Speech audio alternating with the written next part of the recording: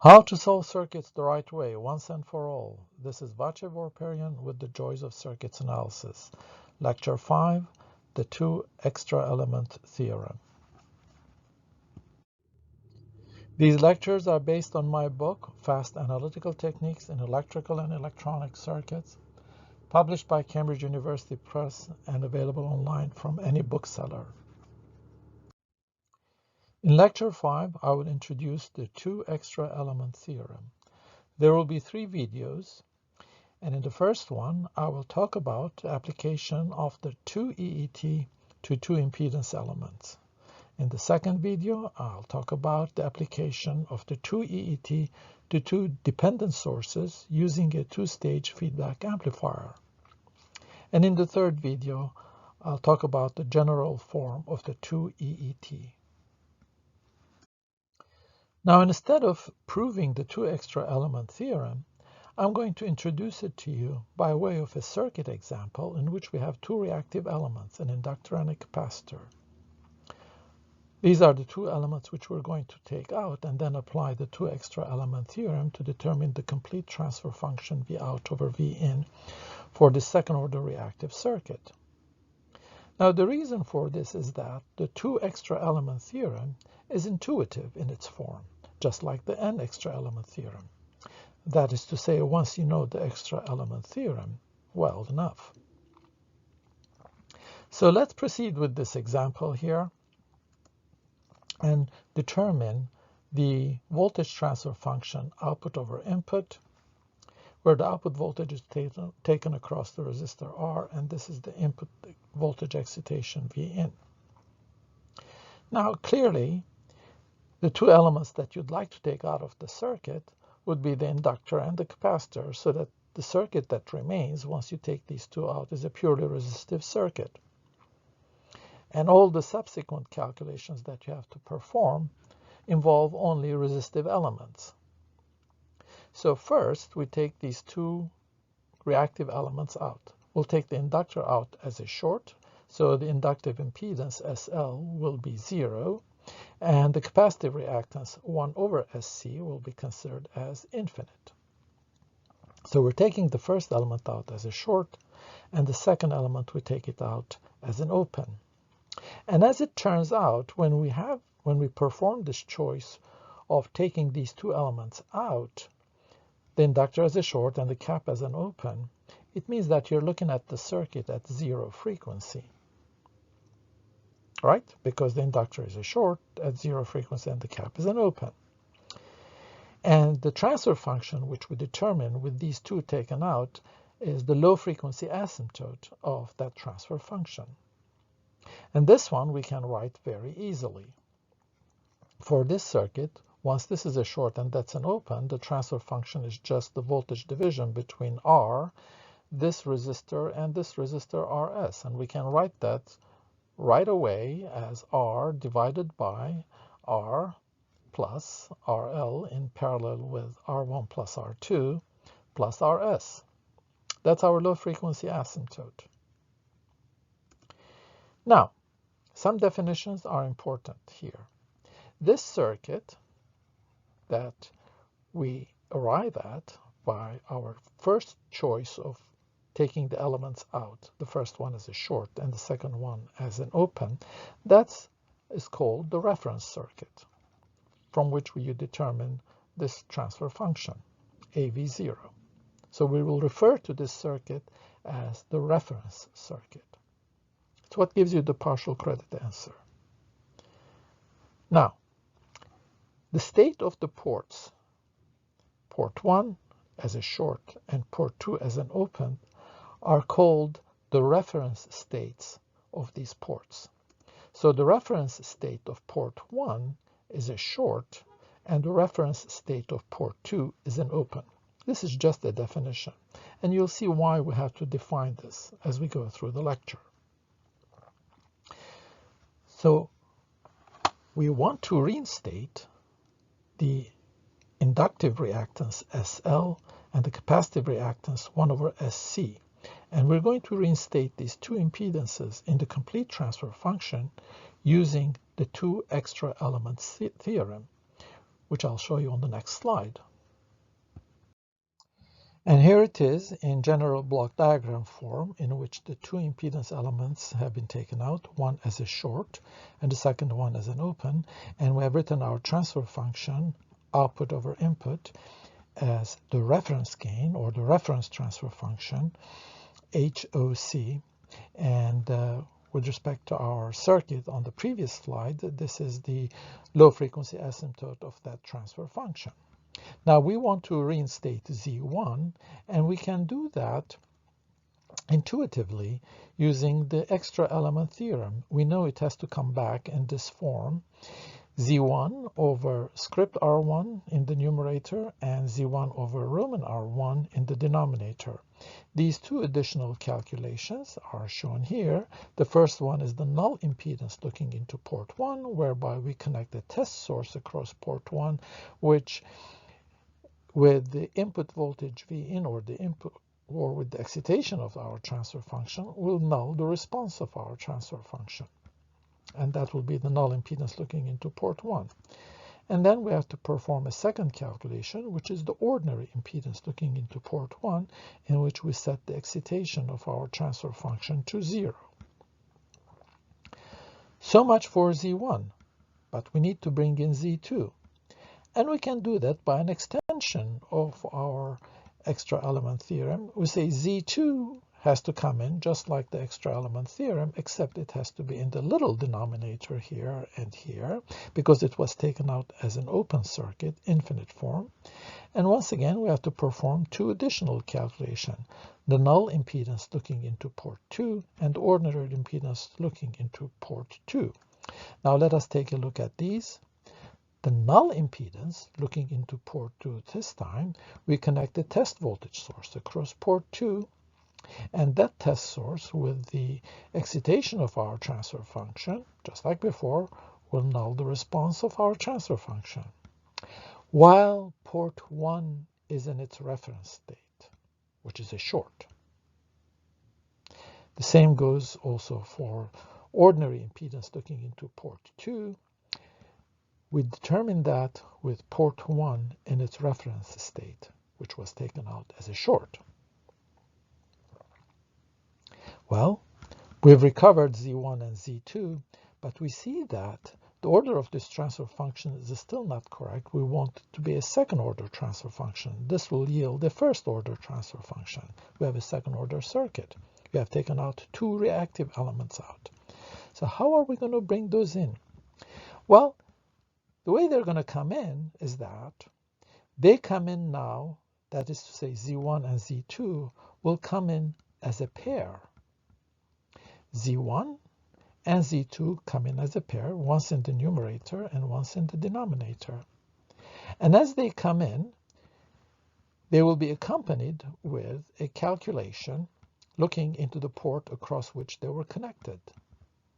When we do Z1, Z2 in this fashion, we take the pair as such. Z1 will accompany the null impedance looking into port 1, just like this. Same calculation as here. So you've done this here, it's get repeated here. For Z2, when Z2 came in all alone by itself, you calculated the null impedance looking into port 2 for the numerator and the ordinary impedance looking into port 2 in the denominator. Now, when they come in pairs, still you're going to calculate the null impedance looking into port 2 here, but this time port 1 is going to be in its reverse state than the reference state, and the opposite state of its reference state. And that means instead of being in its short state, port 1 now is going to be open. So now script R21, which is the additional calculation that you have to perform for this third term that comes in the numerator and the denominator, the second port calculation now is done in a way where the first port is in its reverse state from its reference state.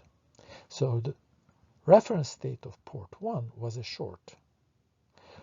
when you put a 1 here in the subscript of that impedance looking into that port, it means that reverse the state of that port from its reference state. If it was a short, make it an open. If it was an open, make it a short.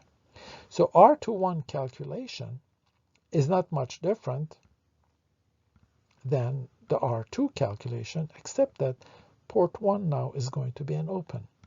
So this calculation involves connecting a test source here, and the VT and UN together will null the response of the transfer function, and you determine script R21. And the same goes for the denominator. So the idea of putting a subscript here for script R and Roman R means that whatever port is referenced in that subscript, that port is in its opposite state from its reference state. That's it. And that's your two extra element theorem for impedance elements, one taken out as a short and the other one taken out as an open.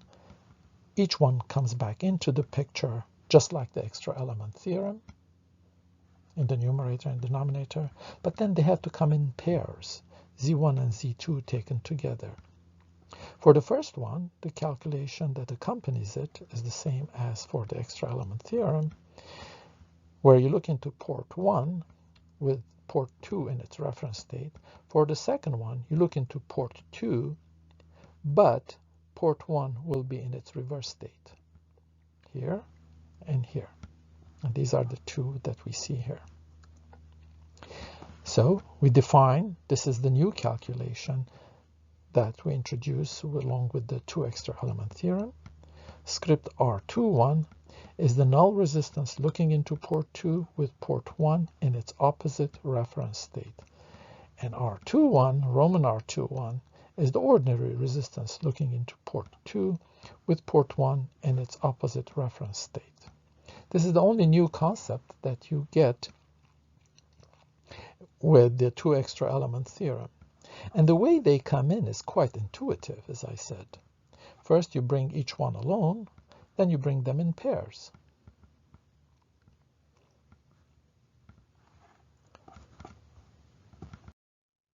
So now we're going to determine the three driving point impedances for this circuit that we have, in which we've taken one as a short, two as an open.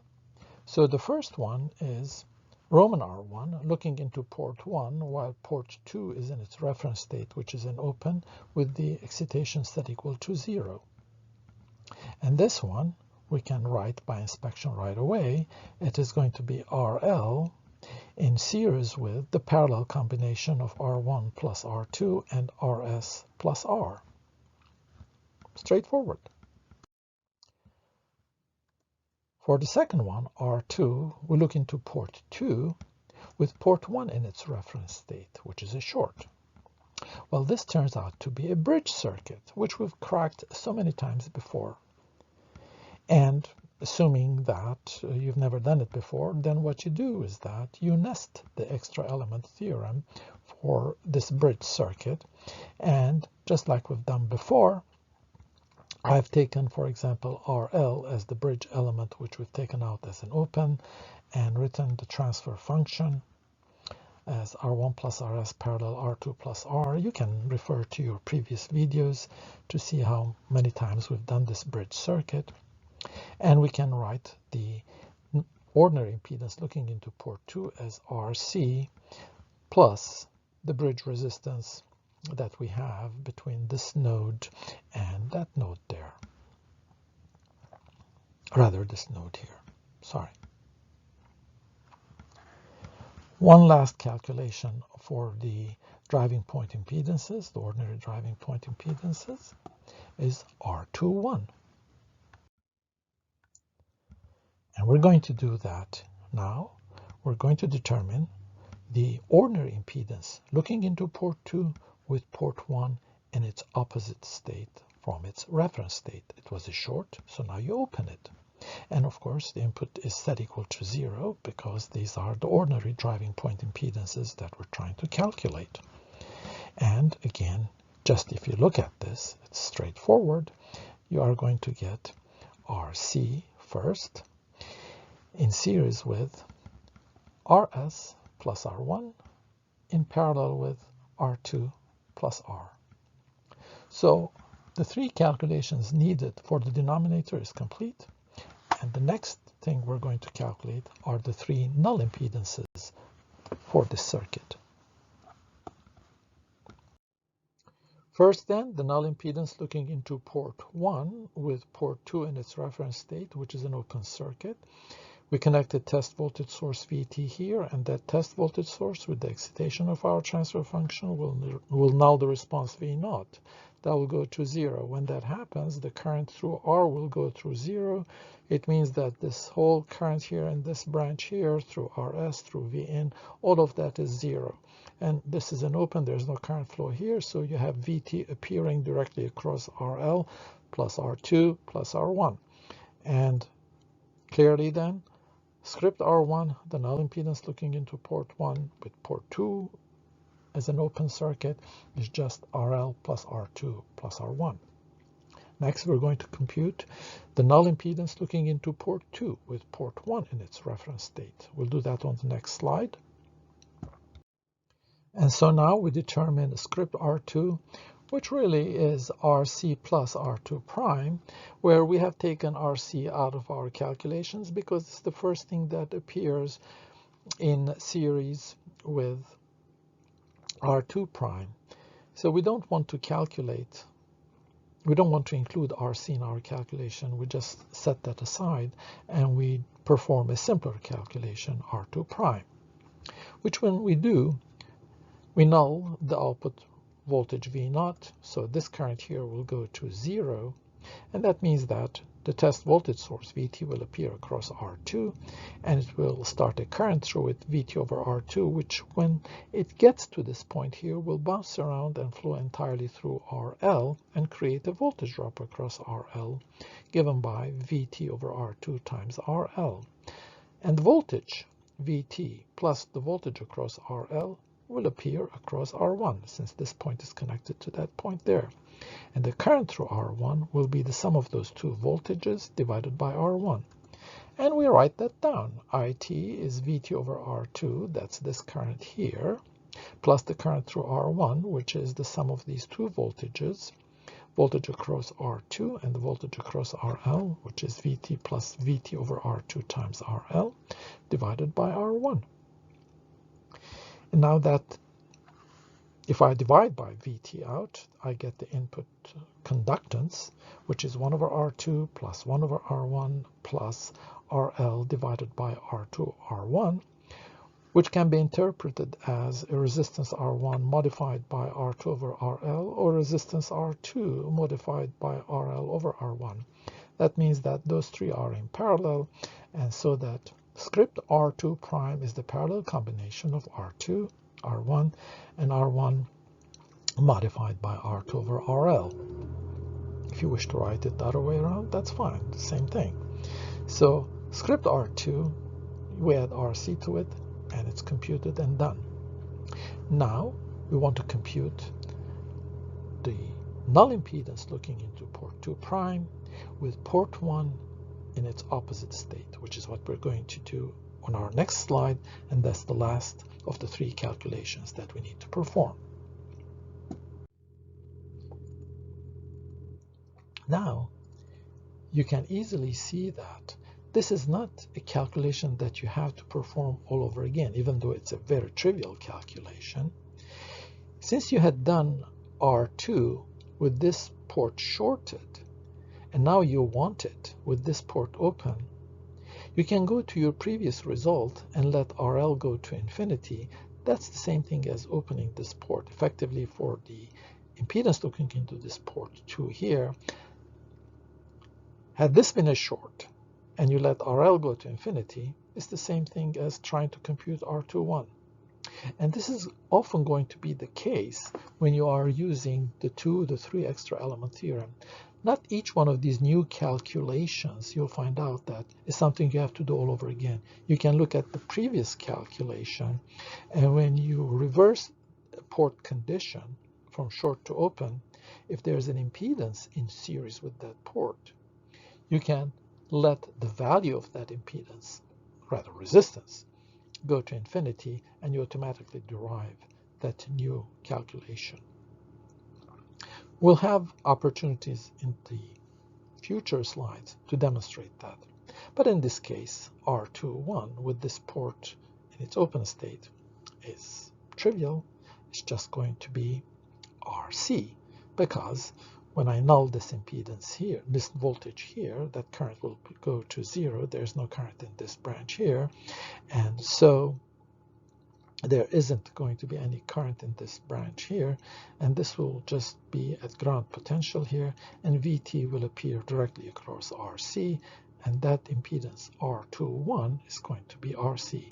And whatever current IT is generated is the one that's going to flow back into the source, but we don't care about that. So this one here is computed R21 as RC. And you're pretty much done with your calculations. So we now substitute all our calculations in the two extra element theorem for script R1, script R2, R21 in the numerator and the denominator. And